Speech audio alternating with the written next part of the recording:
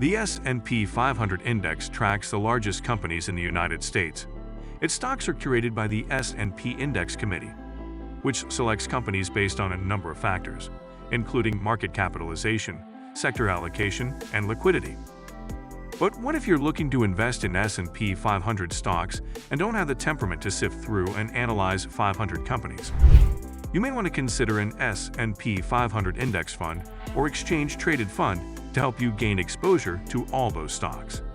Vanguard introduced individual investors to the U.S. First Mutual Fund in 1976.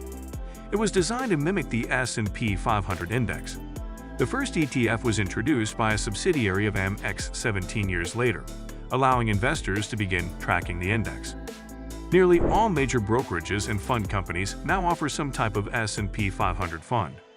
Investors may access these funds through financial advisors, full-service brokers, or discount brokers. In this video, we are going to talk about how you can invest in S&P 500. If you are interested, so stay tuned into the video. Definitely you will find some value. Let's move on towards the topic. What is the S&P 500 index?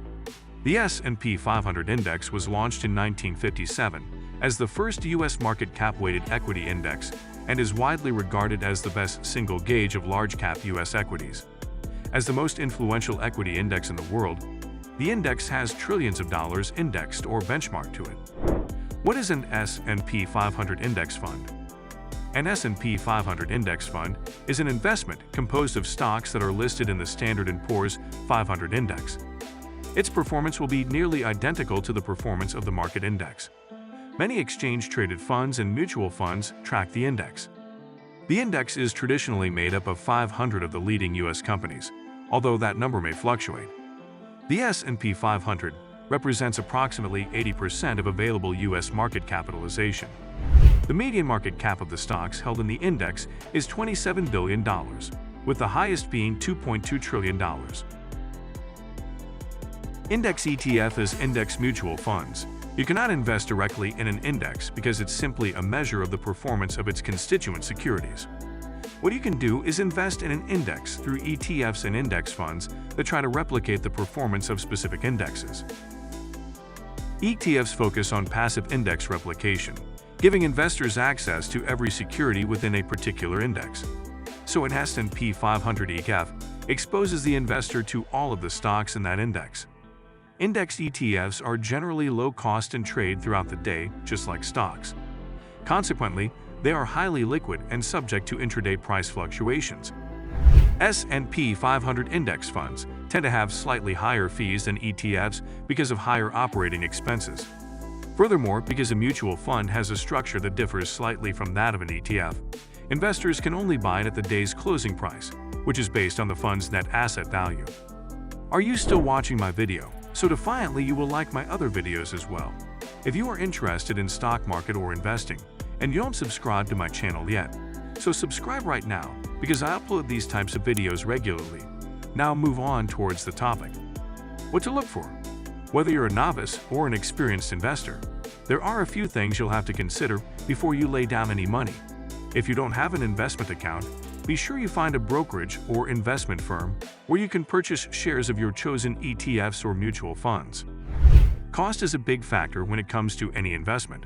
The expense ratio for ETFs is the overall annual cost paid to the fund manager by investors. An expense ratio between 0.5% to 0.75% is considered good.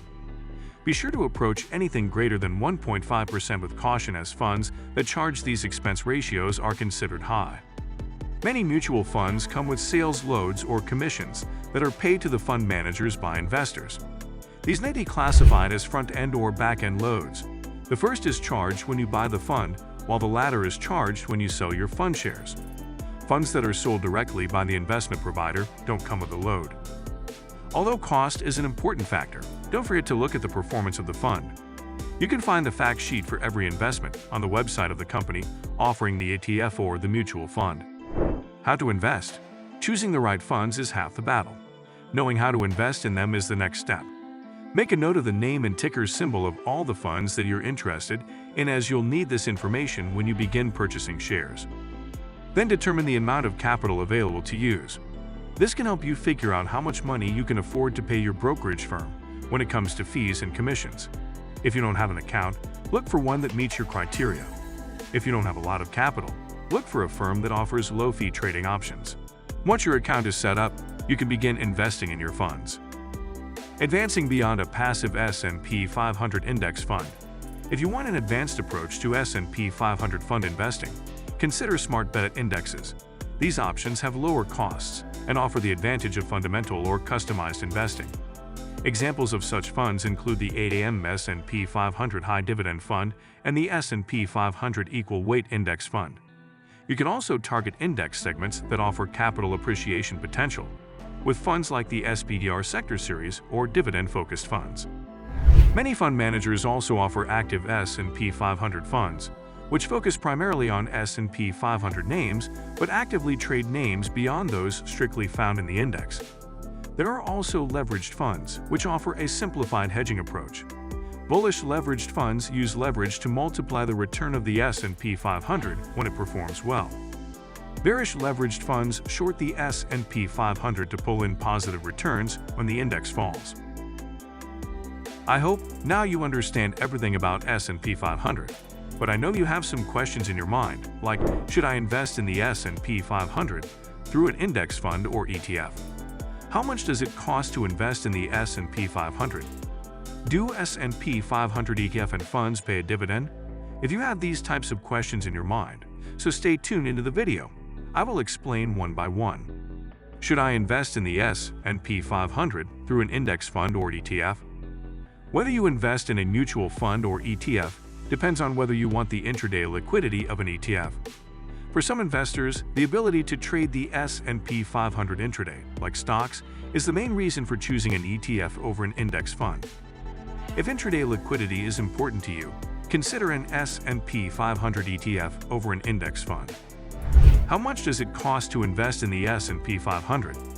The difference in fees between S&P 500 index funds and ETFs these days is marginal. For example, the biggest and most popular S&P 500 ETFs have a very low expense ratio. Vanguard's S&P 500 ETF has an expense ratio of 0.03%, while the Vanguard 500 Index Fund Admiral Shares has an expense ratio of 0.04%. Do S&P 500 ETF and funds pay a dividend? S&P 500 Index ETFs and mutual funds pay dividends to the constituent companies. The S&P 500 Index has a dividend yield of about 1.41%.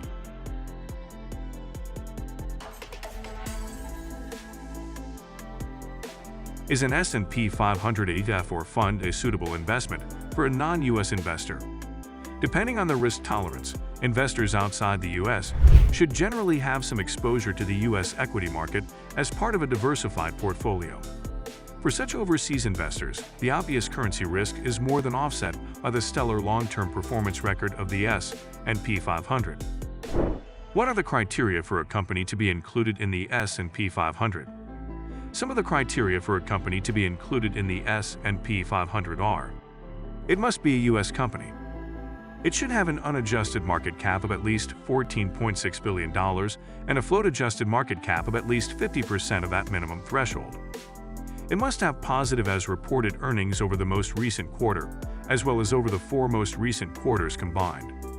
Its ratio of annual dollar value traded to the float-adjusted market cap should be at least 1 at the time of addition to the Composite 1500, and the stock should trade a minimum of 250,000 shares in each of the 6 months leading up to the evaluation date. The bottom line: investing in an S&P 500 index fund is a great way to diversify your portfolio. Whether you choose an ETF or a mutual fund depends on how much you can afford and what your goals are for the future. Regardless of which option you choose, you're likely to see some consistent returns. Make sure you have the right brokerage account for your needs so you'll save on fees and commissions. I hope now you understand how you can invest in S&P 500. So that's it for today, and if you will find my video valuable, so don't forget to like and subscribe. We will meet again with another interesting topic. Till then, stay safe and stay happy.